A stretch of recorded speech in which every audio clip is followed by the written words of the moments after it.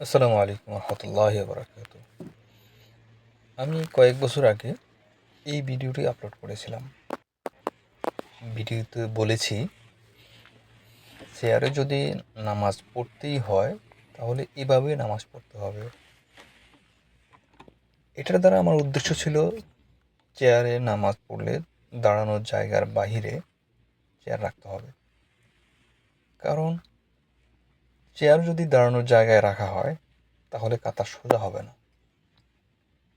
কিন্তু কিছু ভাই আমার এই ভিডিওতে কমেন্ট করেছেন যে ওনার দাঁড়ানো ঠিক হয়নি, পিছনের লোক কীভাবে সেজদা দিবে, আরও নানান ধরনের মন্তব্য।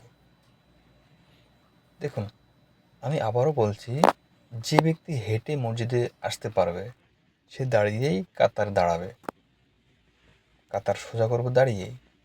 তারপর সোজা সেজদা অথবা বৈঠক কোনটা যদি করতে উনি অপারগ হয়, সমস্যা হয়, অর্থাৎ নর্মাল নিয়মে না দিতে পারে, তাহলে তিনি চেয়ারে বসে সেটা করতে পারবেন। তবে যেই মুসল্লি চেয়ারে বসবেন তিনি অবশ্যই কাতারের হয় একবারে ডান পাশে থাকবেন অথবা একবারে বাম পাশে থাকবেন, কাতারের মাঝখানে দাঁড়াবেন না। আর যদি কোনো মসজিদে এই দেখুন এমন ব্যবস্থা থাকে তাহলে তো আরও ভালো।